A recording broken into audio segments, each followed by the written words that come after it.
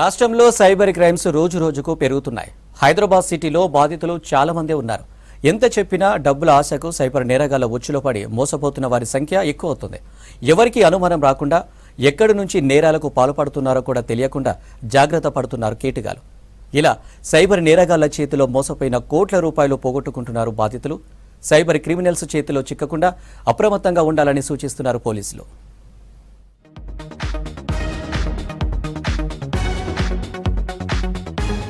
నగరంలో సైబర్ నేరాలు రోజు రోజుకు పెరుగుతున్నాయి. అమాయక ప్రజల వీక్నెస్ ను క్యాష్ చేసుకుంటున్నారు సైబర్ చీటర్స్. రోజుకో కొత్త తరహా మోసాలతో రెచ్చిపోతున్నారు. సైబర్ క్రైమ్ పోలీసులు ఎన్ని చర్యలు తీసుకుంటున్నా అంతకు మించి అడ్వాన్స్డ్ గా క్రైమ్స్ కు పాల్పడుతున్నారు. సైబర్ నేరగాళ్ల మోడస్ ఆపరెండి ఒక్కో కేసులో ఒక్కో విధంగా ఉంటుంది. ఇతర దేశాల నుంచి మానిటరింగ్ చేస్తుండటంతో కేసుల ఛేదన సైబర్ క్రైమ్ పోలీసులకు కష్టమవుతోంది.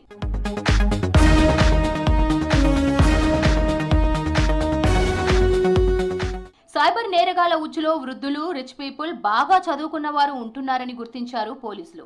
వారిని ఈజీగా ట్రాప్ చేస్తున్నారు సైబర్ క్రిమినల్స్. సులభంగా మరింత ధనం సంపాదించాలనే అత్యాశతో సైబర్ నేరగాళ్ల ఉచ్చులో పడుతున్నారని పోలీసులు తెలిపారు. తక్కువ సమయంలో ఎలాంటి రిస్క్ లేకుండా డబ్బులు ఎక్కువ సంపాదించవచ్చనే ఉద్దేశంతో చదువుకున్న వారు సైబర్ చీటర్స్ చేతిలో మోసపోతున్నారు.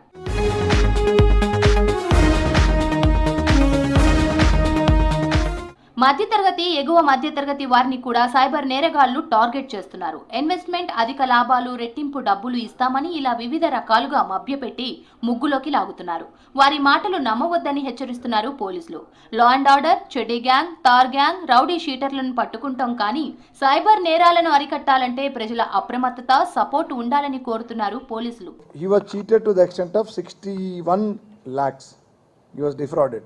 ముందు ఫస్ట్ ట్రేడింగ్లో చిన్న అమౌంట్స్కి ప్రాఫిట్ చూపించి దాని తర్వాత అతన్ని పూర్తిగా నమ్మకంలోకి తీసుకున్న తర్వాత పెద్ద అమౌంట్స్ తీసుకుని ఆ తర్వాత they stop chatting and their cell phones also were switched off. రకరకాలుగా భయపెడతారు. ఏంటంటే మీ పేరు మీద ఏదో వచ్చింది, ఒక పార్సెల్ వచ్చింది అంటారు. ముందు ఆ పార్సెల్లో కాంట్రాబ్యాండ్ గూడ్స్ ఉన్నాయంటారు, డ్రగ్స్ ఉన్నాయంటారు, ఒకసారి వెపన్స్ ఉన్నాయంటారు, అమ్యునిషన్ ఉన్నాయంటారు, లేకపోతే ఇంకా రకరకాల contraband other band goods, money laundering ఫ్రాడ్లో మీరు ఇన్వాల్వ్ అయ్యారని చెప్పి, కాబట్టి ఇన్వెస్టిగేషన్ మీరు రావాలా అని చెప్పి కొన్ని ఫేక్ కేస్ ఫైల్స్, ఎఫ్ఐఆర్ కూడా ఫేక్ డాక్యుమెంట్స్ పంపించారు. హైదరాబాద్ కమిషనరేట్ పరిధిలో రోజుకు 2 కోట్ల రూపాయల వరకు సైబర్ క్రిమినల్స్ చేతిలో జనం మోసపోతున్నారు.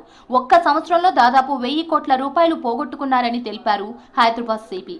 ఫిర్యాదు చేసినవే లెక్క చేయగలుగుతున్నాం, కానీ పరువు పోద్దని చాలా మంది కంప్లైంట్ చేయడానికి ముందుకు రావట్లేదని అంటున్నారు పోలీసులు. సైబర్ నేరగాళ్ల ఉచ్చులో పడితే కేసు దర్యాప్తులో భాగంగా వారిని ట్రేస్ చేసి పట్టుకోవడం కష్టమైతే వారి నుంచి సొమ్మును రికవరీ చేయడం పెద్ద టాస్క్ గా మారిందంటున్నారు పోలీసులు. This crime we can't fight it alone unless you cooperate. And what is the cooperation required from citizens of this city?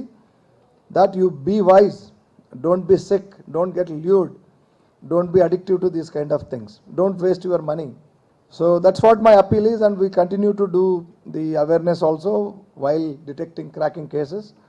And I hope a day will come when all these things will stop. అందుకే cyber బారిన పడగానే golden hour లో అంటే గంటలోపు ఫిర్యాదు చేస్తే డబ్బును recovery చేస్తామంటున్నారు city పోలీసులు. Cyber నేరగాళ్ల ఉచ్చులో పడకుండా అప్రమత్తంగా ఉండాలంటున్నారు నగర పోలీసులు.